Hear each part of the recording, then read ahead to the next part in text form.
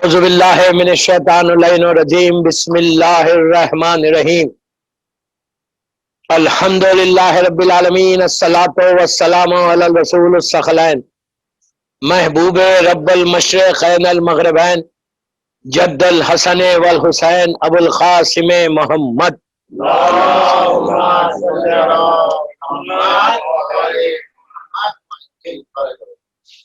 وعلی اہل بیتہ طیبین الطاہرین المعصومین المظلومین بسم اللہ الرحمن الرحیم اللہم ارزقنی فی الدنیا زیارت الحسین وفی الآخرت شفاعت الحسین. صلوات پڑھیں.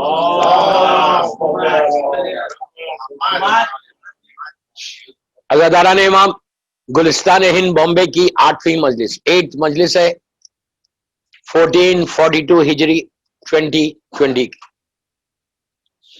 جو یہ دعا کے ذیل میں 7 دن سے آپ سے معروضہ کر رہا کہ یہ اتنی عظیم دعا ہے کہ جس کو ہم عام طور پہ بڑا ایزی لیے ہوئے، ہر وقت یہ دعا نہیں کرتے. میں بار بار ریمائنڈ کر رہا ہر نماز میں قنوت میں پڑھو، ٹرائی کرو، پڑھ کے دیکھو. کچھ نہیں پڑھنا ہے، خالی اللہم ارزقنی فی الدنیا زیارت الحسین وفی الآخرت شفاعت الحسین. So simple. اتنا فرق پڑے گا، تمہاری لائف میں فرق پڑے گا، تمہاری تھنکنگ میں فرق پڑے گا، تمہاری سوچ میں فرق پڑے گا. ایک کرم ہوگا. تم دعا کر رہے نا، جب تم کسی سے دعا کرتے تو تم دیکھ کے دعا کرتے، اور جب تم کسی سے مانگتے تو سامنے والا دیکھتا تم کو. تم امام حسین سے مانگ رہی ہے، ٹھیک ہے، ہمارے سامنے، ہماری آنکھوں کے سامنے اس وقت نظر نہیں آ رہے، لیکن امام تو دیکھ رہا تم کو. کچھ نہیں کرنا، صرف 2 چیزیں مانگنا ہے کہ پروردگار تو مجھے زیارت امام حسین نصیب کر دے اور ان کی شفاعت نصیب کر دے. تو وہ چیزیں مانگ رہے تم جو تمہاری ڈے ٹو ڈے لائف میں کام آنے والی ہے، اس دنیا میں بھی کام آنے والی ہے، اس دنیا میں بھی کام آنے والی. اس دنیا کے لیے تم شفاعت مانگ رہے، جو شفاعت یہاں پہ بھی ملے گی. بزنس کے لیے جا رہے، تم یہ پڑھ کے جاؤ، جو سامنے والا اس کے سامنے پڑھو، یہ پڑھ کے دیکھو کہ مولا حسین کا کرم کیا ہوتا ہے. کرم ہے امام حسین کا کوئی اندازہ ہی نہیں لگا سکتا. سارے امام اپنی جگہ پہ بالکل صحیح، ہر امام کریم ہے، اللہ کے رسول سے لے کے زمانے کے امام. اگر اللہ کریم ہے تو اس کے یہ مظہر ہے. سمجھ آئی بات؟ اگر اللہ کا نام ہے کریم ہے، اللہ اور ہے کریم، مرسیفل ہے. اگر اس کو دیکھنا، اس کے کرم کو دیکھنا ہے تو ان کو دیکھو. ہم کو تو اللہ نظر نہیں آ رہا نا، ان کو دیکھ کے اللہ کو پہچاننا. ہم نہیں، ملائکہ نے ان کو دیکھ کے اللہ کو پہچانا. انہوں نے تسبیح پڑھی تو ملائکہ نے ان کو دیکھ کے تسبیح پڑھی. انہوں نے سجدہ کیا تو ملائکہ نے ان کو دیکھ کے سجدہ کیا. نبی آدم کے لیے کیا کہا گیا تھا؟ جو سجدہ نبی آدم کو ملائکہ نے کیا تھا، سجدہ تو صرف اللہ کے لیے، سجدہ صرف اللہ کے لیے اور کسی کے لیے نہیں. ملائکہ نے اللہ حکم دے رہا نفخت فیہ من روحی، تم سجدہ میں چلے جاؤ. تو کس کا سجدہ تھا؟ یہ تعظیمی سجدہ ہے، ریسپیکٹ کے لیے سجدہ کرتا. وہ سجدہ کیا گیا تھا نور آل محمد کا سجدہ، جو پیشانی آدم سے نور نکل رہا تھا، اس کو دیکھ کے سجدہ کیا تھا. جبرائیل کا جملہ ہے حیات القلوب میں، جب نبی آدم کی توبہ قبول نہیں ہو رہی تھی 200 ایئرس کے بعد، تو آگے کہا تھا کہ آدم تم ان کا واسطہ دو کہ جن کی نور کی وجہ سے، جن کے وجود کی وجہ سے ملائکہ نے تم کو سجدہ کیا. تو اس وقت آدم نے وہ دعا پڑھی تھی کہ اللہم انی اسألک بحق محمد و آل محمد، پروردگار محمد و آل محمد کا واسطہ مجھے نجات دے دے. تو اس وقت توبہ قبول ہوئی. تو ہر ملک جو بھی معصومین ہے، ان کو دیکھ کے اللہ کو پہچاننا ہے. ہم اللہ کو کیا پہچانیں گے؟ ہم پہچان ہی نہیں سکتے، اس کے صفات کو نہیں پہچان سکتے. جتنی اللہ کی صفات ہے کہ کیسا ہے، جیسا اللہ جمیل ہے.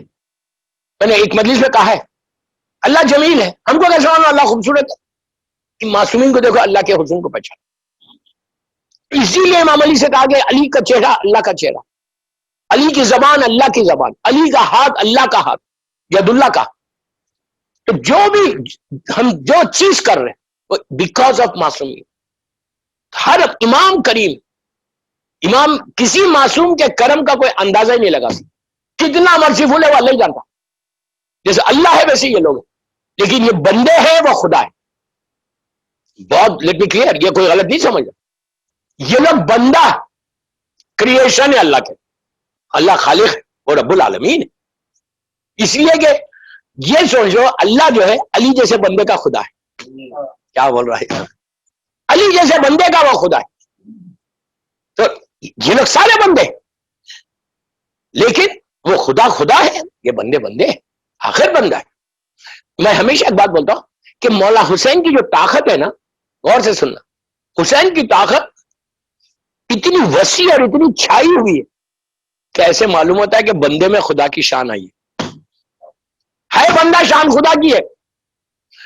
شاعر کہتا ہے وہ آنکھیں جو اشک مسرت سے بھی نم نہ ہوئی غم حسین میں وہ بھی بہائی جاتی ہیں، وہ گردنیں جو خدا کے لیے بھی خم نہ ہوئی در حسین پہ وہ بھی جھکائی جاتی ہے۔ نہیں، ہر آدمی آگے در حسین پہ جھکتا ہے، یہ طاقت ہے مولا حسین، یہ کرم ہے مولا حسین۔ تو اس امام کی دعا مانگ رہا، اس امام سے دعا مانگ رہا کہ پروردگار تو مجھے عطا کر، زیارت امام حسین عطا کر۔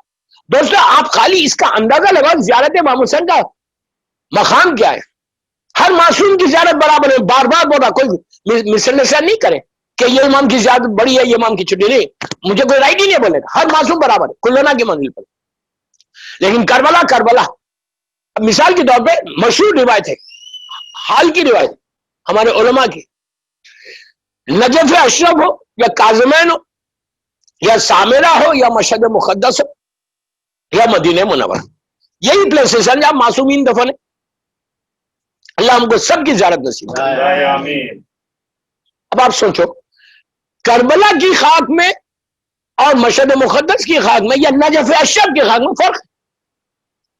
نجف اشرف کی مٹی کو نہیں کہا گیا خاک شفا ہے، کاظمین کی مٹی کو نہیں، مدینہ منورہ جو اللہ کا رسول ہے وہاں کی مٹی کو نہیں بولے کہ خاک شفا ہے، صرف امام حسین کی مٹی کو بولے، کربلا کی خاک کیوں بولے؟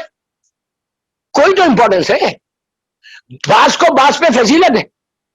کربلا کی خاک کربلا کے حدود سے باہر نکلا وہ خاک شفا نہیں ہے۔ نجف اشرف کتنی دور ہے؟ 70 میل پہ، 70-80 کلومیٹر، 2 گھنٹے کی ٹائم۔ کیا نجف اشرف کی خاک کو میں یہ نہیں بولا کہ نجف اشرف کی خاک وہ بالکل ویسی ہے، لیکن کسی معصوم سے نس نہیں ہے کہ وہاں کی مٹی جو ہے خاک شفا ہے، صرف امام حسین۔ اب آپ یہ بولو کہ امام کربلا کی خاک پہ جو خاک شفا ہے اس خاک کے اوپر صرف امام حسین کا خون تو نہیں ہے،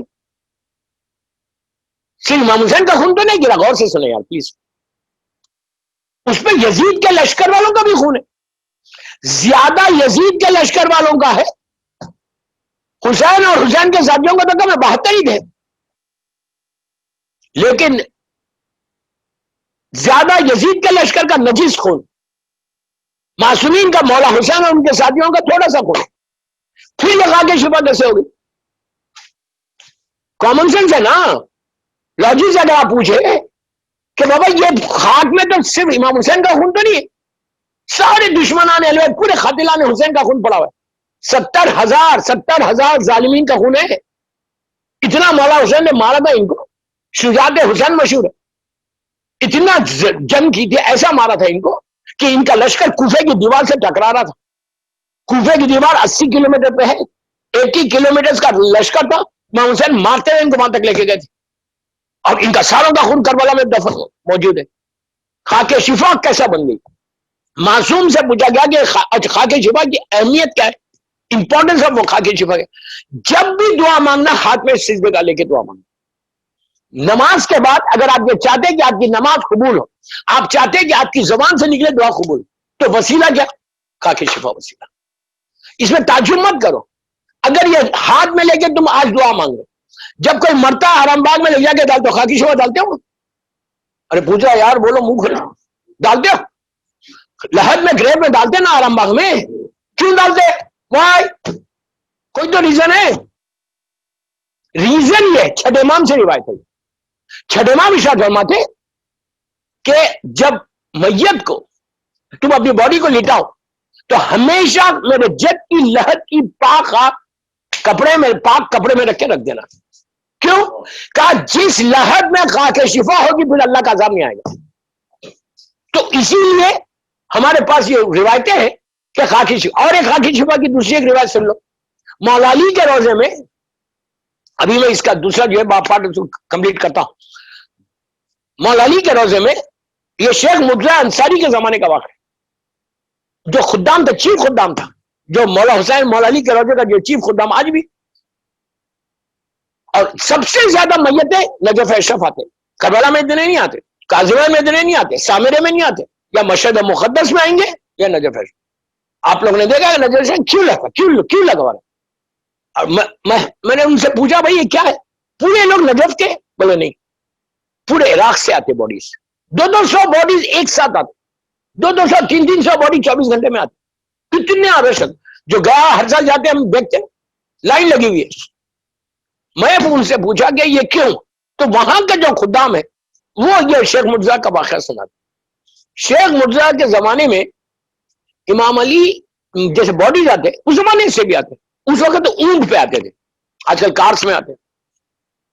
امام نے آ کے جو چیف خدام تھا اس کو بولا کہ فلان سٹی سے، فلان گاؤں سے ایک میت آئیں گی، اس کو دفن ہونے نہیں دینا، یہ حدود میں دفن ہونے دینا، نہ میرے روزے میں لے کے آنا۔ دوسرے دن پوری لائن لگا کے کھڑے ہو گئے، لائن لگا کے کھڑے ہو گئے پورے خدام، کہ جو باڈی آ رہی اس سے پوچھے۔ اس زمانے میں اتنی سیکورٹی نہیں تھی جیسے آج، میت آتی تھی سیدھا طواف کرتی تھی لے کے چلے جاتی، کھڑے ہو گئے، جو باڈی آ رہی اس سے پوچھے کہاں سے آ رہے، کون سے ہے، ان لوگوں نے یہی ہے، وہ اس جگہ کا بار بار چیک کر رہے تھے کہ وہاں سے تو نہیں آئی کوئی باڈی، ان کسی کو نہیں معلوم۔ اب مولا کا حکم ہے کہ میرے روزے میں یہ نہیں آنا۔ 24 گھنٹے گزر گئے۔ امام اگر کوئی، اچھا ایک بات اور یہاں بول دوں، خواب میں اگر امام آئے تو خواب کبھی جھوٹا نہیں ہوتا، یہ ہمیشہ یاد رکھنا۔ ہاں ہمارا خواب حجت نہیں ہے۔ مثال کے طور پر میں کوئی ڈریم دیکھا، ہمیں بولے یہ تو ہونا ہی ہے، نہیں، کوئی حجت نہیں۔ مثال کے طور پہ آپ اپنے بیٹے کو دیکھ رہے کہ ذبح کر رہے ہیں، آپ ذبح کریں گے؟ ہمارا خواب حجت نہیں ہوتا۔ نبی خواب دیکھے گا تو وہ حجت بنتا۔ جناب ابراہیم نے خواب میں دیکھا اسماعیل کو ذبح کر رہے تو انہوں نے خواب کی تعبیر کی۔ ہمارا خواب حجت نہیں، صرف ہمارا خواب سچا کب ہوتا؟ جب امام آیا ہمارے خواب، معصوم اگر آئے، شیطان معصوم کی شکل نہیں بنا سکتا، یہ روایت نہیں۔ تو ہمارے خواب وہ نہیں تو کوئی ایسی چیز نہیں۔ اور جنہوں نے مولا کو دیکھا تھا خواب میں کہ امام علی کہہ رہے کہ یہ شہر سے، یہ سٹی سے ایک میت آئے گی، اس کو دفن ہونے نہیں دینا۔ 24 گھنٹے گزر گئے۔ 24 گھنٹے کے بعد جب دوسرا دن آیا، پھر مولا خواب میں آئی۔ انہوں نے کہا مولا ہم تو انتظار کر رہے تھے، وہ آئی نہیں باڈی۔ مولا نے کہا ہاں نہیں آئی باڈی۔ پھر آپ کی امپورٹنس بتا رہا ہوں خاک شفا کی بات، خاک شفا پہ ہی چل رہی۔ امام نے کہا وہ لوگ آ رہے تھے، پرانا زمانہ، جی پی ایس کچھ بھی نہیں، کیملز پہ آ رہے، قافلہ کاروانس آتے تھے، کافن رکھتے، لیکن وہ لوگ راستہ بھول گئے اور یہ لوگ چلے گئے کربلا محلہ۔ کربلا محلہ جنازہ چلا گیا۔ پھر وہاں جا کے احساس ہوا یار یہ تو کربلا میں ہم آ گئے، ہم کو جانا ہے نجف اشرف۔ تو بولے جب کربلا پہنچے، ہوا تیز چلی، ڈیزرٹ سٹارمز آتے، ڈیزرٹس میں سٹارمز آتے، 3 دن رہتے وہ ڈیزرٹ سٹارمز۔ کب کربلا پہنچے اور کربلا کی خاک شفا اس کے جنازے پہ گری، ہم نے اسی لیے اس کو معاف کر دیا، اب اس کو آنے دو۔ اتنی امپورٹنس ہے خاک شفا کی، اتنی امپورٹنٹ۔ ہر وقت اپنے ساتھ کیری کرو۔ جب یہاں تک ہے کہ تم جابر حاکم کے پاس جا رہے تو تم کو معلوم ہے کچھ کر دے گا، اپنے ساتھ خاک شفا لے کے۔ اگر تم حق پہ ہے، یہ کوئی جادو منتر نہیں ہے، تم حق پہ رہنا۔ خاک شفا کی امپورٹنس کہ کیا چیز ہے، کیا چیز انہیں بقول وہ چھٹے امام کے واقعے کے، چھٹے امام کا وہ مشہور واقعہ ہے نا، جب جو آدمی آگے ہڈن باتیں کر رہا تھا، چھپی ہوئی باتیں بتا رہا تھا، منصور دوانقی کے زمانے میں آ کے بتا رہا کہ ایک 100 میل پہ کوئی چیز ہے، بولا وہ وہاں ہے، وہ وہاں ہے، وہ وہاں ہے، وہ وہاں ہے۔ لوگوں نے پوچھا تھے بھائی علم کب سے آیا؟ بولا میں کرسچن ہوں۔ بعد میں بات نکلی تو میں بول رہا میں کرسچن ہوں اور میرا مذہب سچا ہے، تمہارا مذہب غلط ہے۔ منصور دوانقی جیسی شخصیت گھبرا گیا کہ پورے کرسچن ہو جائیں گے۔ چھٹے امام کو بلا، امام کی مٹھی ایسا بند تھی، آئے. اس نے کہا, مولا نے کہا بتا میرے ہاتھ میں کیا ہے. اس نے امام کا سر دیکھا, اوپر دیکھا, ادھر دیکھا, ادھر دیکھا, اس کے ماتھے پہ پسینہ آ گیا. تو پوچھا, لوگوں نے کہا تو 100 میل کی دور چیز بتا رہا, ہاتھ میں نہیں بتا رہا. اس نے کہا معلوم ہو گیا میں ان کے ہاتھ میں کیا ہے, لیکن مجھے تعجب یہ ہو رہا ان کے پاس آئی کہاں سے یہ چیز ان کے پاس آئی کیسے. پوچھا کیا ہے, تو کہا ان کے ہاتھ میں جنت کی مٹی ہے. لوگوں نے کہا مولا آپ ہم کو تو زیارت کراتے. مولا بولے تمہارے گھروں میں بھی یہی, تمہارے پاس اہمیت نہیں ہے نا, ہم تو ایک روٹین کی لائف گزارنے والے ہیں, یہ یہاں سے اتنا ہل نہیں سکتے ہم. ہماری لائف ایک روٹین کی لائف ہے بامبے کی, ہلتے نہیں ہم. کبھی ہم کوشش نہیں کرتے کہ ہم یہ چیز کو حاصل کریں. ایگزیکٹلی ویسی کرنا, ہر چیز میں دھندا, ہر چیز میں بزنس. یہ سب سے بڑی بیماری ہے جو ہمارے پاس چھوڑنا ہے. کبھی ایمان سے بزنس کا چکر نہیں چلا. اپنے ٹائم کو, اپنے ہر دن آگے بڑھنا, ہر دن سوچنا کہ میں کہاں تک گیا, کتنا میں یہ محرم میں ہم کتنے کلوز ہوئے امام حسین سے. جیسے لاسٹ ایئر بھی ابھی بھی ویسی ہے, جیسے یہ بھی وہ لاسٹ ایئر تھے, یہ سال بھی ہم ویسی ہے. ہم کو ضرورت ہی نہیں, ہم یہ سمجھیں کہ ہم بالکل صحیح ہے.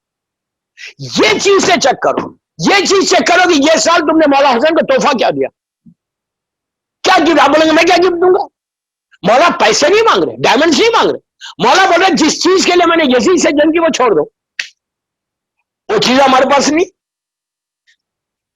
I'm really sorry to say this. لیکن کیا کروں, ممبر کا حق کا بولنا ہے, میں روٹین کی منزل تو پڑتا ہی نہیں. تو کوشش یہ کرو, try to get close to your امام. یہ روٹین سے ہٹو. ایک صلوات پڑھے محمد والے.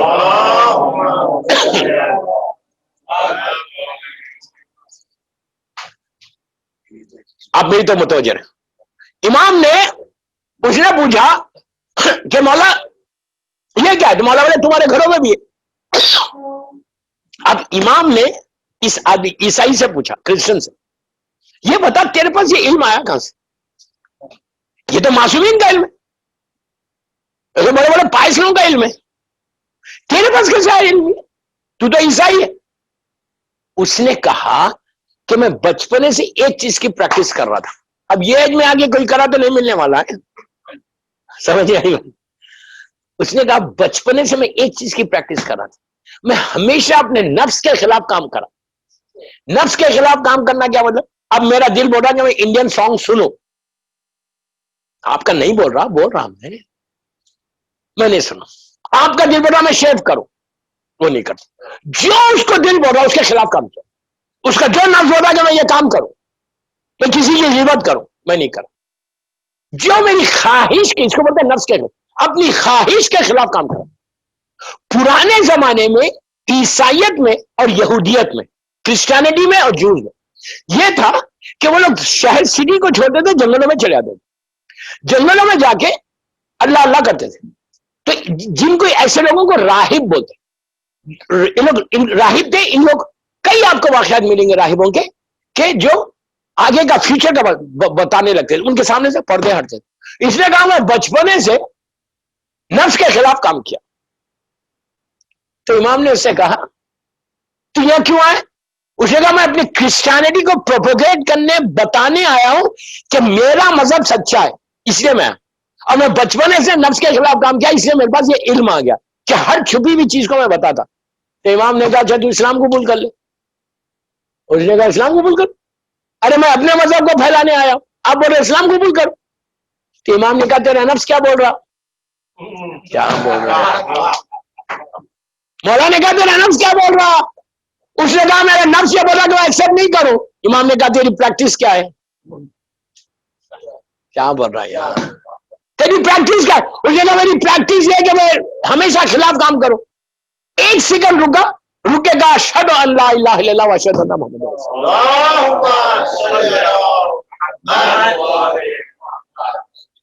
ایسا امام کام کرتے تھے کہ کہاں موقع ملے اسلام کو پہنچ جاؤ. یہ سب سے بڑا کام ہے, یہ سب سے بڑا کام ہے. یہ ایک چیز سیکھنا ہمیشہ. بولتے نہیں جب ہماری لینگویج میں بولتے لوہا گرم ہے تو مارو, وہ حساب. اسلام کے لیے کام کرو, جو کربلا کا میسج بھی ہے اسلام کے لیے کام کرنا. تو یہاں پہ خاک شفا پہ میں بات کر رہا ہوں کہ خاک شفا جو ہے صرف اس پہ آ گئی جنازے کے اوپر, کافن کے اوپر, تو مولا نے معاف کیا. چھڑے امام بولتے کہ اگر خاک شفا جو ہے تم کسی کی اس میں رکھ دو, میت کے ساتھ رکھ دو, اللہ اس کے گناہ معاف کر دو. معصومین بولتے ہاتھ میں کھا کے شفا دے لو اور اللہ کی بارگاہ میں دعا میں. جب ساری راستے بند ہوتے تو کھا کے شفا کا واسطہ تمہارے لیے کام آتا. اتنی بڑی چیز ہے, ہمارے گھروں میں اتنا فریلی اویلیبل ہے, اس لیے اس کی امپورٹنس کیا ہے, ہمارا امپورٹنس ہی نہیں ہے کہ ہم کھا کے شفا ہے نا, تمہاری تقدیر بدل دے یا ڈیسٹنی بدل دے کھا کے شفا. لیکن پھر وہ بات کنڈیشنز اپلائی, کنڈیشنز کے ساتھ کھا کے شفا اثر کرے گی. آپ بولو یا میں بولو نہیں, اگر تم وہ کنڈیشنز کو پورا کر رہے تو 200% کھا کے شفا تمہاری مدد کرے گی. اب بات پلٹ کے وہیں جا رہا جہاں چھوڑا تھا کہ کربلا کی خاک جو کھا کے شفا, اس خاک پہ یزید کے سارے لشکر کا خون ہے, مولا حسین کا اکیلے کا خون نہیں, یا ان کے ساتھیوں کا خون نہیں, زیادہ لشکر ہے یزید کا. یہ بات پوچھی ہمارے عالم دین سے کہ صرف کربلا میں حسین کا خون یہ سب کا ہے. انہوں نے کہا کہ اسلام کا ایک مسئلہ ہے, غور سے سننا, فقہ کا ایک مسئلہ ہے کہ کتا, ڈاگ اینڈ پگ, خنزیر جس کو بولتے, اگر وہ پانی میں سے گزر جائے, بہتے ہوئے پانی میں سے, پاؤنڈ میں نہیں, بہتا ہوا پانی میں سے اگر کتا اور خنزیر گزر جائے تو پانی پاک رہتا, کتے اور خنزیر کی نجاست پانی کی پاکیزگی پہ غالب نہیں آتی. Is it clear? پانی اس لیے کہ وہ بہتا ہوا پانی, اس میں اگر آپ ڈال رہے کوئی فرق نہیں پڑتا, پانی ویسے ہی پاک رہتا. ان کی نجاست, اس کی نجاست کتے کی اس میں غالب نہیں آتی. تو اسی طرح خون تو ہے, لیکن علماء سے یہ پوچھا گیا وہاں تو گزر گیا, یہاں تو خون موجود ہے. خون گزرا تھوڑی, خون تو مٹی میں ملا ہوا ہے. اچھا, بلڈ کے لیے یہ ہے کہ بلڈ زمین کے اندر ایبزارب نہیں ہوتا. کیوں نہیں ہوتا؟ کوئی ریزن ہے؟ کچھ ریزن معلوم ہے؟ زمین ہر چیز کو ایبزارب کرتی ہے. پانی آپ ٹنس آف واٹر ڈال تو نیچے چلے جائے گا. اتنی بارش ہوتی, بامبے کی تو مشہور, پورے شاہ بارش نیچے, پانی نیچے, سوائے بلڈ کے. کیا ریزن ہے بلڈ جو نیچے نہیں جاتا؟ نبی حابیل کا جب مرڈر ہوا تھا, پہلا مرڈر زمین کے اوپر, کیوں ہوا تھا؟ ریزن کیا تھا؟ ارے کچھ تو بولو. حسد سے, حسد سے اور جلسی سے نا. اب سمجھے زمین کے اوپر پہلا گناہ حسد کا ہے. کتنی بڑی بات ہے. اور آج یہ ہمارے پاس اتنی کامن ہے, سگا بھائی بولتا ارے اس کے پاس, میرے بھائی کے پاس کیوں, میرے پاس کیوں نہیں. افسوس میں بولا نا, بعض وقت دنیا دیکھ کے روتا ہوں. کتنی کامن گناہ ہے, بھائی بہن بیٹھے ہوئے, دونوں میں حسد ہے. سامنے تو ایسا ملتے ہیں کہ ایک دوسرے سے زیادہ کوئی چاہنے والا ہے ہی نہیں. ایک مومن دوسرے مومن سے ملا, لیکن دل میں بھرا ہوا ہے کہ اس کے پاس کیوں آ گیا. آپ ذرا اچھی برانڈڈ شرٹ پہن کے آ جاؤ, معلوم ہوتا پارٹی میں آ جائے, $100 کی شرٹ, $200 کی شرٹ پہن کے آؤ, وہ کبھی نہیں مانے گا. کتنی حسد بری ہوئی ہے.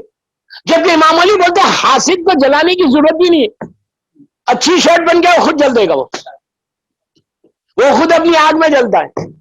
یہ بیماری سے بچو جو تمہارا اینڈ کیا ہے اس میں, سوائے خون کے کچھ نہیں. اینڈ بلڈ, اتنا بڑا گناہ, مرڈر کروا دیا اس نے. اور عجیب بات, یہاں پہ ایک بات بولوں, آج ہم کتنے غافل ہیں, کتنے, جبکہ ایون ورلڈ ہے, کتنے غافل ہیں. آپ انصاف سے بولو, اس وقت صرف 6 آدمی تھے, 6 آدمی میں شیطان انٹر ہو گیا. ان کے باہر, نبی آدم کے گھر کے باہر کوئی بازار نہیں تھا, کوئی مالز نہیں تھے, کوئی سینما گھر نہیں تھا, سناٹا کوئی نہیں تھا. اس میں آگے شیطان گمراہ کر رہا. اور آج تو یہ بچے باہر نکلیں گے تو ان کو تو کھیل لے گا. کتنا خطرناک زمانہ ہے, کتنا خطر. اس کے بعد بھی ہم ایزی لے کے بیٹھے, ہم کو خوف ہی نہیں کہ ہمارا کیا ہونے والا. تو اس نے کیوں ہوا تھا؟ جب حابیل کا مرڈر ہوا اور خون اندر چلے گیا زمین کے اندر. اس وقت جناب آدم اور جناب ہوا حج پہ گئے ہوئے تھے مکے میں. یہ مرڈر ہوتا ہے سیریا کے قریب. جناب آدم آئے, آنے کے بعد جبریل نے بتا دیا تھا کہ تمہارے چھوٹے بیٹے کا مرڈر ہو گیا. روتے روتے دونوں جناب آدم جناب ہوا آئے, قابل کو بولا ایک ہی بیٹا رہ گیا. اب بلا کے پوچھا یار تو نے کیوں مارا بھائی کو؟ اس نے کہا میں مارا تھوڑی, زمین پہ پہلا جھوٹ آیا. کیا بول رہا یار, کیا بول رہا, پہلا جھوٹ زمین پہ.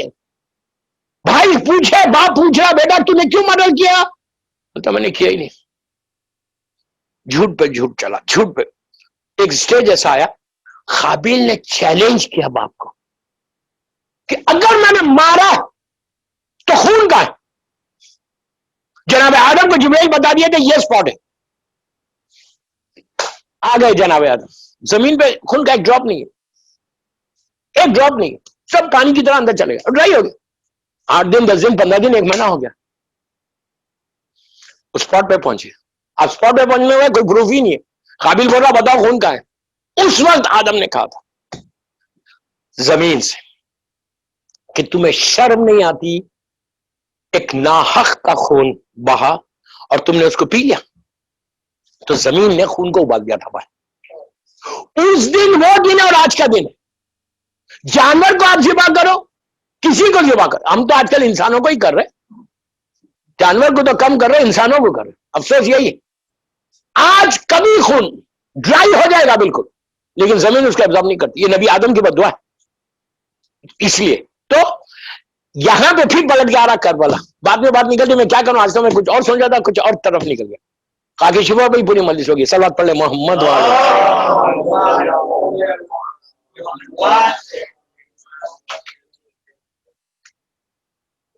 یہاں پہ تو بلڈ موجود ہے, خاک شفا اس کربلا کی خاک کے اوپر لشکر یزید کا بھی ہے, معصومین کا بھی. روایت پاک کیسا ہوگا اگر گزر جا رہے, گزرا تو نہیں, خون دونوں کا موجود ہے. تو اب ہمارے علماء یہ کہتے کہ جب آپ قرآن مجید کو کھولتے, قرآن مجید کو کھولتے 114 سورہ قرآن میں, قرآن مجید میں ذکر اللہ نے کس کس کا کیا, شیطان کا کیا, کاذبین کا کیا, ناصبین کا کیا.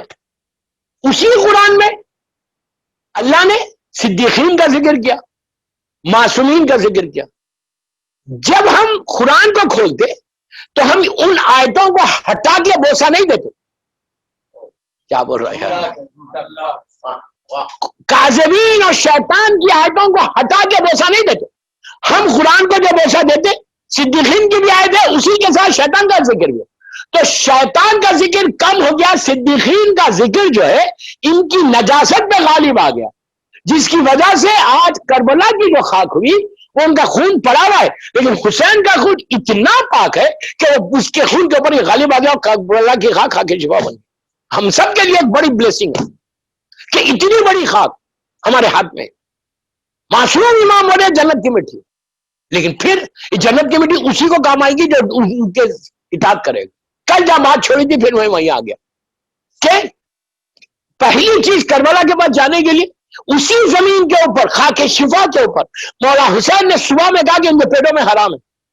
آپ انصاف سے بولنا, گھر جا کے سوچ کے بولو, اپنے آپ کو بولو, کسی کو مت بولو کہ کیا میرے پیٹ میں حرام ہے. ہر آدمی خود سوچا, ہر عورت خود سوچے, ویری اوپن, کسی کو مت بولو. اپنے گھر میں اپنے بیڈ پہ بیٹھ کے سوچا آج کی مجلس کے بعد, پوروں کو بولا جو سن رہا میری مجلس کہ یہ سوچنا کیا میرے پیٹ میں حرام ہے. اگر میرا حرام ہے تو how can I expect امام سے کہ امام کی بات کو اثر ہوگا. میں ہماری بات تو چھوڑ دو, حسین ابن علی کی بات کا اثر نہیں ہوگا. اگر ہے حرام, یو ڈیسائیڈ یور سیلف, اور ان کی بارگاہ میں معافی مانگو, جسٹ سے سوری. اپنی لائف میں یہ بڑا چینج ایسا آنا, اگر ایک بھی چینج نہیں آ رہا تو what is the use of life, کیا فائدہ ہے زندگی کا. کوئی گارنٹی ہے, کوئی بول سکتا کہ میں 100 ایئرس رہوں گا, کوئی نہیں بول سکتا. ایک سیکنڈ کے بابا ایک لقمہ اوپر لے کے جاؤ, پیٹ تک جائے گا نہیں جائے گا وہ بھی نہیں معلوم. یہ زندگی کی اتنی انسرٹینٹی ہے. خود ڈیسائیڈ کرو کہ ہم نے کل کی مجلس کے بعد کہ کل وہ بیوی کا اتنا بڑا کنٹریبیوشن ہے, اس کنٹریبیوشن کو ہم کیا کر رہے ہیں. اپنی سیلری میں سے ہم کیا دے رہے ہیں, اپنے مال میں سے ہم کیا دے رہے ہیں. مثال کے طور پر اگر اللہ بولتا کہ تم کو 50% دینا ہے, یہ تو اتنا کرم کیا کہ بولتا سیونگ کے اوپر 20% دو, سیونگ کے اوپر دو. دوستوں وہ نماز, پھر اوپن بول رہا ابھی 2 دن ہوں آپ کے شہر میں, پوچھو کسی سے جا کے, وہ نماز, وہ روزہ, وہ حج, وہ زیارت فائدہ کیا ہے اگر میرے پیٹ میں حرام ہے تو؟ ہم ویری سیڈ. آپ کسی سے پوچھو بولے ہم کو دینا تو ہے, بچتے ہی نہیں ہمارے پاس. وہ کبھی نہیں, میں تو بولتا کبھی نہیں بچے گا, کبھی بچے گا ہی نہیں ایسے لوگوں کے پاس جس کی فکر یہ. کچھ مت کرو یار, یہاں پہ جتنے وکیل ہیں آگا کے ان کے پاس جا کے بیٹھ جاؤ, سو سمپل. ہم اپنے سی اے کے پاس نہیں جاتے, اینڈ آف دی ایئر جاتے ہو سی اے کے پاس؟ تو خاموش کیوں ہے, بولو نا. جاتے ہیں نا, جس میں پوری بزنس کمیونٹی بیٹھی ہوئی ہے یار. جاتے ہو سی اے کے پاس, جا کے کیا بولتے ہیں کہ بھائی یہ میرا اکاؤنٹ کلیئر کرو. کیوں؟ اگر میں جاؤں گا, میں نہیں جاؤں گا, نہیں پے کروں گا گورنمنٹ کو. پے کرنا, آلویز پے کرنا, ہمیشہ اچھے سٹیزن بن کے رہنا. یہ تمہاری پہچان ہے, شیعت کی پہچان ہے, اچھے گڈ سٹیزن. کیوں اچھے سٹیزن رہو گے؟ تمہارا مذہب پروپوگیٹ کا ہوگا. لوگ تمہارے پوچھیں گے کس ریلیجن کو بلانگ کرتے, تو یو کین سے کہ آئی ایم فالوور آف امام حسین. ہمیشہ اچھے سٹیزن رہنا. اس لیے کہ ہم انڈیا میں رہتے, ہم انڈیا کی گورنمنٹ کو ریسپیکٹ کرتے, یہاں کے رولز کو ریسپیکٹ کرتے, یہ ہمارا ملک ہے. تو اچھے سٹیزن بن کے آپ کو رہنا. تو اپنی آفس کی اینڈ آف دی ایئر جب بھی ہوتا, مارچ ہوتا, دسمبر جو بھی ہوتا, آپ جاتے ہو, جا کے بیٹھ کے پورا حساب کرتے ہو. ٹھیک ہے, اس میں کرتے آگے پیچھے وہ ایک الگ بات ہے, میں کچھ بول گیا. لیکن جاتے تو ہم ایک رپورٹ بنواتے ہو, بیٹھے ہوئے سی اے صاحب, ہاں بنواتے ہو, بنوا کے بولتے کہ یہ ٹیکس پے کرتے. کیوں پے کرتے؟ کریڈیبلٹی خراب نہیں ہونا. کیوں نہیں ہونا کریڈیبلٹی خراب؟ میرا پورا اکاؤنٹ ختم ہو جائے گا. میں نے شاید یہ ایگزامپل رضوی کے 8-10 سال پہلے دیا ہوگا, 15 سال پہلے. میں واشنگٹن میں تھا, مجلس کے بعد ہم لوگ ایک جگہ کھانے پہ گئے تھے, اشے میں گیا تھا, آئی تھنک چیلوں کا شاید ہے کوئی اور, میں بامبے سے گیا تھا. تو وہاں پہ امریکہ واشنگٹن کھانا کھا کے رات میں 12-1 بجے آ رہا میں گاڑی میں بیٹھ کے, جو میرے ہوسٹ تھے جن کے پاس میں ٹھہرا تھا, وہ ڈاکٹر تھے, وہ چلا رہے تھے, ان کے بازو میں بیٹھا ہوا تھا. اور جو سب لینس میں سے جاتے آپ, مین سٹی میں نہیں, ہم لوگ مڑ گئے تھے سب لین, اور اتنے اونچے اونچے جہاں, اندھیرا, اتنا اندھیرا کہ آپ بتا نہیں سکتے. اب گاڑی ہماری جا رہی ہے, بیوٹیفل روڈز, ایسے روڈز نہیں, بیوٹیفل روڈز.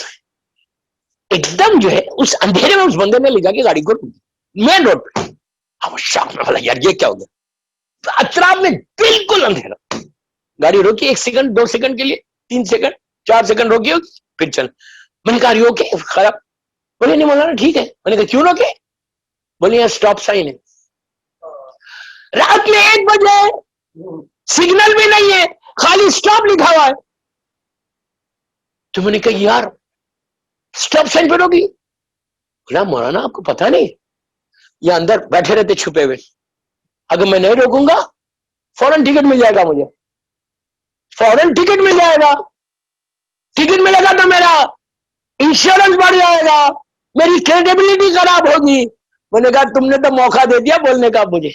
دوسرے دن منبر پہ جا کے بولا کہ بابا سنو, کل رات میں آ رہا تھا یہ ہوا, صرف اپنی کریڈیبلٹی خراب نہیں ہونا. اور رات میں 1 بجے اسٹاپ سائن پہ 2 منٹ کے لیے روک رہا, جبکہ پتا ہے کہ ہے نہیں, یہ بھی نہیں معلوم.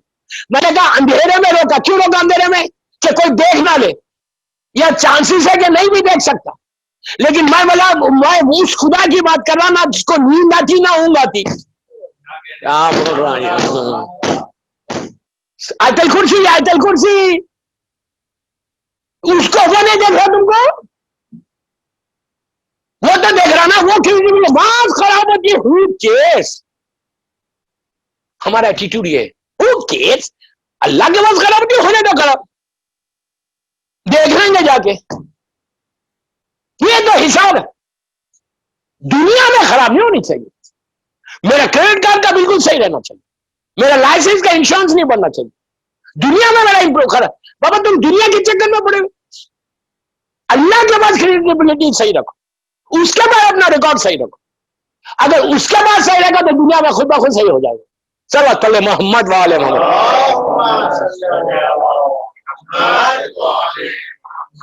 میں نے وہاں اس سے کہا کہ میں تو اس ملک سے آ رہا ہوں جب سگنل رہا تو نہیں رکتے.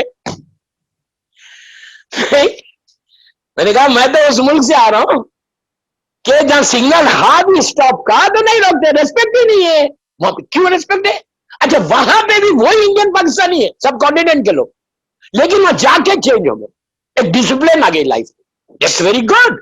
اسلام بھی یہی بولا آپ کو کہ آپ کو لائف میں ایک ڈسپلن آنا، اسلام ایک ڈسپلن ریلیجن کا نام ہے۔ تو وہاں پہ میرا ایک ہی پورا وہ ہے کہ یہ تو سوچو کہ تم کو دینا ہے، اگر تم نہیں دے رہے ٹھیک ہے مت دو، تمہارے یہ لاسز کتنے ہو رہے؟ میں پھر بول رہا ہوں ممبر سے، لاسز کتنے ہو رہے تم کو اندازہ نہیں ہے۔ شیطان تم سے یہ کام کرا کے تمہارے سارے اعمال کو پورا خراب ہے۔ اس نے نماز نہیں چھوڑوائی، اس نے عزاداری نہیں چھوڑوائی، اس نے زیارتیں نہیں چھوڑوائی، بولا جاؤ ضرور جاؤ، لیکن کس پیسے سے جاؤ؟ کیا بول رہا یار، میں کیا بول رہا ہوں، کس مال سے جاؤ؟ کچھ مت کرو، ان کے پیٹ میں حرام۔ وہ از ویری اسمارٹ یار شیطان، ہم اس کی اسمارٹنس تک تو پہنچ بھی نہیں سکتے۔ آپ بولیں گے ہم پہنچنا بھی نہیں چاہتے، نہیں، ہم اپنے آپ کو بڑا اوور اسمارٹ سمجھتے ہیں نا، اس کی اسمارٹنس تک کوئی پہنچ سکتا؟ ہر آدمی اپنے چکر میں پڑا۔ 5 لوگ آپ کو معلوم ہے 2 دن سے اتنا ریلیجیسلی وہ بچے کہ جو ڈیلی ویجز پہ، میں نیبر سے بتا، میری بات پہ یقین کرو، آج بھی وہی میسج ہے کہ ہمارے پاس تو بالکل ڈیلی ویجز سے، ہم تو میں روز کے 400-500 روپے کماتے، اس کے بعد بھی ہم چاہتے کہ ہم دے کے بیوی کا حق ادا کریں۔ یہ فکر ہے، یہ فکر کو مسجد کو بتا بیٹے گا نا صاحب، خود چیک کرو کہ تم کتنا دیتے ہو، اس کے بعد پھر بولا اللہ ہمارا زخمی شفاعت الحسین۔ اچھا یاد رکھو، قرآن کھول کے پی لو، تم اتنی بڑی بات ہو، زمزم کے پانی میں قرآن پی لو اور حرام کھاؤ، کوئی فرق نہیں پڑتا زمزم پینے سے۔ کب فرق پڑے گا؟ جب تمہارے پیٹ میں حلال ہوگا۔ زمزم اور ظالمین بھی پی گئے، میں نام نہیں لے رہا کسی کا، آپ سمجھ لو میری بات، میری مجلس لائف جاری۔ زمزم کا پانی وہ لوگ بھی پی رہے، وہ ظالمین بھی پی رہے، کیا ان کو اثر ہوتا؟ دشمنان اہل بیت ہیں وہ پیے جا رہے، جس وہاں پہ ہزاروں لاکھوں لوگ ہیں وہاں پہ ظالمین، وہی اگر زمزم آپ پیو جو علی والا ہے تو پھر اس کا اثر ہے۔ تو اگر میرے پیٹ میں حرام ہے اب میں زمزم پیے جاؤں، کوئی فرق پڑے گا؟ کچھ نہیں ہوگا۔ ایک ہی ریکویسٹ، میری 8ویں مجلس گلستان ہند بامبے کی، کہ پلیز یہ چیک کرو، اپنے ارننگز کو چیک کرو، اس کے بعد تم فکر مت کرو کہ تمہارے پاس کیا پرابلم، تمہارے رزق کا ضامن کوئی اور ہو جاتا۔ اگر امام میرے رزق کا ضامن ہو جائے تو اس سے بڑی بات کیا ہے؟ امام میرا ضامن ہو جائے، امام بولے کہ I'll take care of you، جیسا ہمارے پاس کے گاڈ فادر رہتے نا، بامبے میں بھی سب کے کئی لوگوں کے گاڈ فادر سے نہیں ہے، تو گاڈ فادر کے پاس جانے سے بہتر بڑے گاڈ فادر کے پاس جاؤ نا۔ امام اگر تمہارا ٹیک کیئر کر لے، ریسپانسبلٹی لے لے، وہ فائدہ ہے، یا یہ بچا کے چوری کر کے فائدہ؟ چوری کر کے فائدہ نہیں، آپ دنیا میں کیسا بھی رہو۔ میں صرف ایک ہی بات بول رہا کہ محرم میں، یہ سال محرم میں یہ چینج ہوا، یہ سال محرم میں یہ گفٹ دے دو، آئندہ سال تک تم خود دیکھنا، آئندہ سال تک تم خود دیکھنا کہ تمہاری لائف کیسے بدلتی، تمہارے بچے کیسے ہوتے، تمہارا رزق کھلتا کیسے۔ میں آپ کو کیسے سمجھاؤں کہ رزق کا ضامن امام ہو جاتا۔ آپ انصاف سے بولتے ہیں we love امام حسین، we love امام حسین، اگر ریئلی if you love امام حسین، ریئلی if you love امام حسین، تو خالی امام حسین کی یہ بات سنو کہ رزق امام کا جملہ، ابھی نظامی کا جملہ نہیں، کہ حرام ہوگا میری بات کا اثر نہیں ہوگا۔ آپ انصاف سے بولو، اگر مولا حسین کی بات کا اثر نہیں ہوگا تو میری بات کا اثر ہوگا؟ کچھ مت کرو یار، آپ فرش اعضاء میں بیٹھے ہوئے ہو، بس ایک دعا کرو کہ مولا آج کے بعد سے I'm going to change my style, I'm going to change everything۔ میں نے آپ سے یہ بھی کہا، میں اس لیے کہ میں صرف گلستان کے لوگ جو بیٹھے ان کے لیے نہیں پڑھ رہا مجلس، مجھے معلوم ہے کہ مجلس کہاں کہاں جاری، انٹائر کمیونٹی سن رہی، ڈفرنٹ کنٹریز میں سنی جاتی۔ جس شہر میں آپ رہتے، جس شہر میں آپ رہتے، جس اسٹیٹ میں آپ رہتے، وہاں پہ وکیل کے پاس جا کے حساب کر لو۔ میں صرف بامبے والوں کو نہیں بول رہا، جاؤ بیٹھ کے حساب کرو، کلیئر بولا کہ I don't have a penny، میرے پاس ایک پینی نہیں ہے، آپ میری ہیلپ کرو، مرجع ہیلپ کرتا، ہو سکتا تمہارا ریز کر دے پورا ریز ہو جائے تو تم پاک ہو گئے, تمہارا برکت شروع ہو گئی گھر میں. اگر انسٹالمنٹ باندھے تو انسٹالمنٹ لے لو, اور اس کے بعد دیکھو کہ تم پہلی انسٹالمنٹ نہیں پے کر رہے, اپنے پورے جو بیکلاگ سے سب کلیئر کرو, اور اس کے بعد سب سے بڑی چیز برکتیں آنا شروع ہو جاتی. میں جانتا, میں بار بار آپ کو بول رہا کہ اکاؤنٹ میں سے پلس پلس پلس پلس ہوتا. ابھی خمس دو, بیوی کا حق دے دو. میں نے کل آپ کو بتایا کہ کتنی ظلم سے بیوی نے زندگی گزاری صرف اسلام کے خاطر, اور ایک دفعہ ایک کمپلین زبان پہ نہیں تھی کہ میں نے بلینس آف ڈالر تم کو دیا اور میری بیٹی کے پاس ڈریس نہیں. تو یہ جو ان کا حق تھا نا, وہ دیا اللہ نے, وہ اللہ نے ادا کیا. بس وقت ہو گیا. مولا آباد رکھے, مولا خوش رکھے, اور توفیق ہم کو دو اللہ کہ رزقاً واسعاً حلالن طیباً اللہ عطا کرے. صلوات پڑھے. خالی آمین بولنے سے نہیں تھا, پریکٹیکلی کرنا بھی پڑتا بھائی. آمین.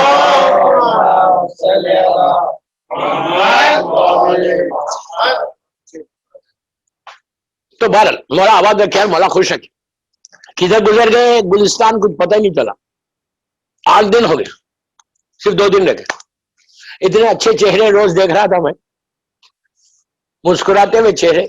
مولا ویرانی فیملی کے رزق میں برکت دے انشاءاللہ. اور جتنے یہاں بیٹھے ہوئے, شرف فیملی ہے, مکی, پلیز نام پوروں کو یاد نہیں آتا, یہ نہیں بولنا میرا نام ہے. اللہ سب کے رزق میں برکت دے. خوش رکھے یار, تم کو خوش رکھے. خوش اسی وقت رہو گے جب بیوی کا حق ادا کرو گے. یہ یاد رکھو, یہ عہد کرو, یہ بہترین گفٹ دے دینا 8ویں مجلس میں کہ مجھے کلیئر کرنا ہے, اور اسی وقت کلیئر کرنا. ٹمارو نیور کمس. اب شیطان کبھی کلیئر کرنے نہیں دے گا, آپ کو یاد رکھو, کبھی کلیئر کرنے نہیں دے گا. وہ چاہے گا کہ تم اس میں انوالو ہو جس سے تم پرابلمس میں آتے جاؤ. ڈیپس میں آ جاتا, ڈے ٹو ڈے لائف میں پرابلمس آ جاتے, اسٹریس میں آ جاتا. مدر آف آل ڈیزیز ہے اسٹریس. 1000 بیماریاں آ جاتی. اور ایک کام کرے کہ جا کے گھروں میں اپنے اپنے کفنس کو پہلے تو نکالو یار, اس کا تو خمس دے دو پہلے. مجھے پتا ہے اٹس ویری ڈیفیکلٹ. 400 روپے ہے, 500 روپے ایک کفن کا. سمجھ میں آئی بات؟ نکال کے دے دو.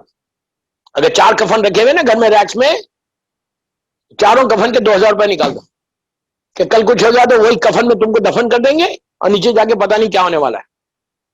پہلی چیز آج رات میں یہ کرنا, ہر آدمی اپنے کفن کا خمس نکال دو. اگر تمہارا پاک پیسے سے لیا ہے تو ضرورت نہیں, لیکن جب دیا ہی نہیں ہے تو اب وہ کفن رکھا ہوا ہے گھر میں, کربلا سے مس کرا ہوا, نجف شر سے مس کرا ہوا, اور لا کے وہی بیوی کا حق آ گیا تو اب کفن نہیں پہن کے جا سکتے. پہلا اسٹیپ یہ کرو, ایک چینج لاؤ آج کی رات.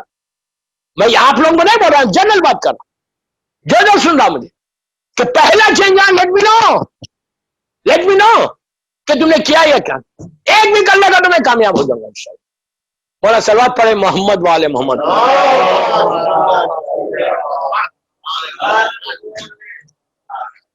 50 منٹ ہو گئے, بس مجھے 1 گھنٹے میں ختم کرنا ہے. مجھے فوراً دوسری مجلس ہے. آج تو میں آپ کے ساتھ ٹھہروں گا بھی نہیں. ساکینہ کا پڑھنا ہے, ہر سال کی مجلس ہے. فزیکلی نہیں جا رہا ساکینہ کا, گھر سے پڑھو, وہ بھی آن لائن پڑھو. بہرحال آج کی رات ایک ہمارے لیے ایک بڑی عظیم رات ہے, یاد رکھو. آج شب 20 محرم ہے. 20 محرم کی رات ہے. آپ کو معلوم یہ 20 محرم کیا ہے؟ ہمارے پاس بھی جب کوئی واقعہ ہوتا ہے تو 3 دن کی زیارت کرتے, تیجات پڑھتے, اس کے بعد 10واں کرتے. کل کربلا والوں کا 10واں ہے. بس دوستو, مولا آپ کو آباد رکھے, خوش رکھے. جہاں بھی آپ لوگ بیٹھ کے سن رہے, اگر شوز پہنے ہوئے تو remove your shoes and chappals and sit properly now for 5 minutes. کہ کل آج کی رات اور کل 20 محرم. 20 محرم ایک روایت سے بی بی سکینہ کی شہادت کی گئی. میں نے بڑی آسانی سے جملہ بول دیا, آپ نے سن لیا. وہ بچی جو کربلا سے تماچے کھاتی ہوئی آئی, جس کو ظالم شمن نے اون کی ننگی پشت پہ لٹا کر رسیوں سے باندھ دیا تھا, وہ سکینہ کے جس کے بارے میں امام حسین کا جملہ ہے کہ مجھے وہ گھر اچھا نہیں لگتا جہاں رباب اور سکینہ نہ. آہستہ نہیں رونا, آہستہ نہیں رونا. دوستو یہ وہ بچی ہے جس کو باپ کا ماتم کرنے نہیں دیا. باپ کا ماتم جب کسی کا 10واں ہمارے گھر میں آتا ہے, کوئی انتقال ہوتا ہے اور اس کا 10واں آتا, تو سارے گھر والے اس کی خبر پہ جاتے, اس کی گریو پہ جاتے, اور جا کے پھول چڑھاتے، بعد میں روتے ماتم کرتے. لیکن ہائے کربلا والے جب چلے تھے تو مولا حسین کی لاشیں کربلا کے میدان میں پڑی ہوئی تھی. آج کیا بیٹی کے دل میں خواہش نہیں ہے؟ کیا چوتھے امام کے دل میں آج خواہش نہیں ہوگی کہ میں بابا کی لحد پہ جاؤں؟ دوستو یہ وہ بچی کا ذکر ہے کہ جو چلتے ہوئے سب سے زیادہ جس بچی کو مولا حسین نے محبت کی، یہ دعا مانگی تھی اللہ سے کہ پروردگار مجھے ایک ایسی بیٹی عطا کر جو مجھ سے محبت کرے اور میں اس سے محبت کروں، اس کے بعد ہم دونوں تیری محبت میں اس کو چھوڑ کے چلا جاؤں. تو اللہ کی محبت میں آپ سوچو مولا حسین کا وہ چیز کہ جب عاشورے کے دن جا رہے تھے میدان میں، جب بالکل فائنلی زلجنا پہ بیٹھ گئے تھے، اس وقت زلجنا آگے نہیں بڑھا تھا. مولا حسین نے بڑی محبت سے زلجنا کے سر پہ ہاتھ پھیرا، پھیر کے کہا کہ زلجنا تو مجھے مقتل تک پہنچا دے، میں جانتا ہوں تو بھی بڑا تھکا ہوا ہے، صبح سے لاشیں اٹھا رہا. تو جانور رونے لگا، آنکھوں میں آنسو اور اپنے پیروں کی طرف اشارہ کیا. اب جو حسین نے جھک کے دیکھا تو 4 سال کی سکینہ زلجنا کے پیروں سے لپٹ کے کہہ رہی تھی، اے زلجنا میرے بابا کو مقتل میں لے کے نہ جا. عزیزو سکینہ نے زلجنا سے کیوں کہا؟ حسین سے ڈائریکٹ کیوں نہیں کہا؟ آپ کو معلوم ہے بی بی پہلے بول رہی تھی، اتنی پیاسی تھی کہ آواز میں نکل رہی تھی سکینہ کی. حسین اتر کے پوچھا بیٹی کیا چاہتی ہو؟ کہا بابا ایک دفعہ مجھے سینے پہ سلا لو. حسین جلتی ہوئی ریت بس لیٹ گئے، لیٹ کر سکینہ کو سینے پہ لٹایا. کچھ دیر کے بعد آنکھ بند ہوئی، بچی اٹھی، اٹھ کے کہا بابا اب جاؤ خدا حافظ. پوچھا بیٹی ابھی تو روک رہی تھی، ابھی جانے کو بول رہی. تو کہا بابا جیسی آنکھ بند ہوئی دادی فاطمہ آ گئی اور آگے کہا بیٹی سکینہ بابا کو جانے دے، شہادت میں تاخیر ہو رہی.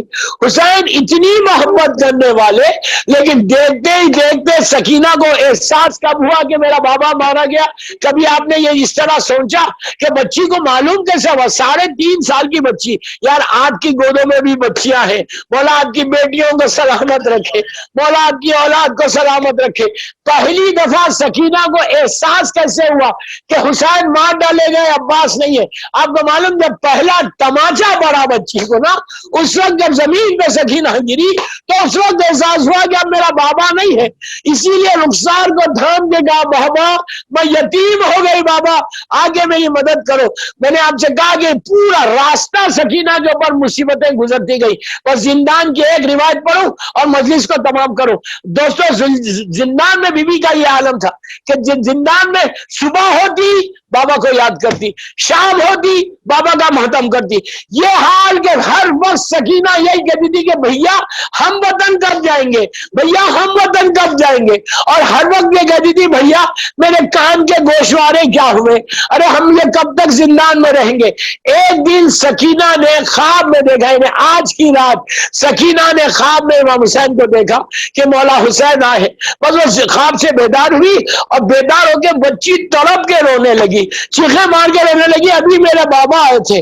ہر طرف ساری بیویاں میں کوہرام مچ گیا. یزید نے پوچھا کہ یہ کوہرام کیوں ہے؟ تو اس کو بتایا گیا کہ حسین کے سینے پہ سونے والی سکینہ نے حسین کو خواب میں دیکھا، اس نے سرے حسین زندان میں بھیج دیا. بس دوستو غضب ہو گیا، جیسی سرے حسین آیا بیویوں میں کوہرام مچ گیا. سکینہ نے بابا کے سر کو اپنی آغوش میں لے لیا، رخسارے میں رخسارا رکھ کے کہا بابا ابھی تو آپ یہی تھے، بابا آپ کہاں چلے گئے؟ جب آواز ڈوبنے لگی تو بی بی رباب نے چوتھے امام سے کہا کہ بیٹا جا کے چیک کرو بچی کا کیا حال ہے. امام جیسی قریب آئے، سکینہ نے عجیب وصیت کی. سکینہ نے کہا بھیا ہم نے پیاس کی بڑی شدت اٹھائی ہے، ہم کو کسی ٹھنڈے مقام پہ دفن کرنا.